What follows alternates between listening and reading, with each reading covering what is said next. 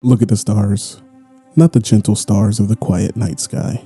Not the kind that make you pause and admire their beauty. These stars are different. They're cold, ancient, and indifferent. In the lands between, the scholars of the Academy of Raya Lucaria believe something radical. They believe the stars held the deepest truths of reality, and that somewhere in that movement of the cosmos, the structure of existence itself could be discovered. Glintstone wasn't simply a magical resource.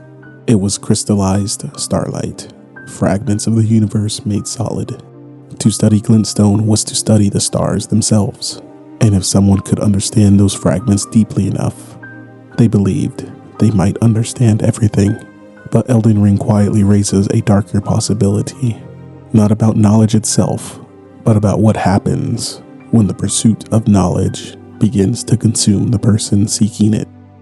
Obsessed by the Primeval Current, countless sorcerers fell to her hand. The most dangerous mage in the entire history of Raya Lucaria's academy. It should not be forgotten that Glintstone's sorcery is the study of the stars and the life therein. Welcome back to Coding Creed. Sit with me for a moment, because if the frenzied flame represents despair disguised as mercy, Glintstone represents a very different temptation, the belief that infinite knowledge itself can save us. The scholars of Raya Lucaria believed the universe was ordered, not random, nor chaotic, but structured in a way that could be studied and understood. Glintstone was the key to that study, a material connection between the human mind and the cosmos. But over time, some scholars began to believe something even more ambitious, that if they could push their understanding far enough, they might transcend the limits of ordinary humanity. That knowledge might not only reveal truth, but transform the person who discovers it. And Elden Ring shows us what happens when that pursuit goes too far. Because the greatest Glintstone scholars did not become enlightened sages. They became something else entirely. Silent, frozen, and consumed by the very truths they tried to grasp. To understand Glintstone, we need to understand the culture that formed around it. The scholars of Raya Lucaria were not priests, they were academics. Their authority didn't come from divine revelation, it came from research, observation, and experimentation. In many ways, the Academy resembles the earliest scientific institutions in our own history. Communities of thinkers convinced that reality could be understood, that if you observe the world carefully enough, truth would eventually reveal itself. Glintstone made that pursuit possible. The crystals scattered throughout the lands between are said to originate from the stars, and those crystals hold immense magical potential, as sorcery in Elden Ring is not divine power, it is knowledge applied. Every spell represents a discovery, a refinement of understanding, and a small victory in humanity's attempt to comprehend the universe. And in that sense, the scholars of Raya Lucaria were pursuing something deeply human, a desire to understand the world we inhabit. But some scholars believe the Academy had only scratched the surface. They believed Glintstone itself was merely a fragment, a small piece of something far larger. That larger reality was known as the Primeval Current, a cosmic stream of magical knowledge flowing through the stars. Some sorcerers believed that if they could glimpse that current directly, they would witness the deepest structure of existence itself. Two scholars pursued this vision more aggressively than anyone else, Azur and Lusat. Their discoveries produced some of the most powerful sorceries ever created, but the cost of that knowledge was devastating. Both sorcerers appeared almost petrified, their bodies transformed, their minds seemingly lost somewhere in the cosmic reality they tried to comprehend. The game never tells us exactly what they saw, but the implication is clear. They encountered something so vast that the human mind could not contain it. The Primeval Current inspired more than just powerful spells. It inspired a dangerous idea. If knowledge brings power, then more minds should bring greater knowledge. Some scholars attempted to combine their intellects together.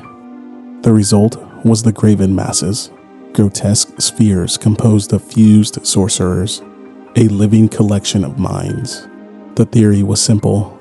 Multiple intellects working as one might approach cosmic understanding more effectively, but the result is horrifying. The individuals disappear. Identity dissolves. Human beings become components of a single thinking organism. Knowledge increases, but the person is erased. And this is where Elden Ring quietly raises its most unsettling question. What is knowledge for? Is knowledge meant to serve the human person? Or is the human person meant to serve knowledge? Across Christian tradition, knowledge has always been considered something good. The ability to study the world is not seen as a flaw. It is seen as part of what it means to be human. The opening chapters of Genesis notes that creation reflects divine wisdom. The world is intelligible, ordered, structured in a way that the human mind can investigate, which means studying creation can reveal something about the wisdom behind it. But Christian thought has always included a warning alongside that affirmation. Knowledge has limits. Human understanding, no matter how brilliant, is finite. The temptation in Genesis is not simply curiosity. It is the desire to possess knowledge in a way that elevates the self beyond its proper place. And that tension appears quietly in the story of Raya Lucaria. The primeval sorcerers did not fail because they sought knowledge. They failed because they believed knowledge alone was enough. Sorceress Sellen is perhaps the most personal illustration of this theme. She is brilliant, curious, and passionate about her research. And unlike many characters in the lands between, her motive is not power. It is discovery. But her fascination with the Primeval Current eventually leads her down the same path of Azur and Lusat.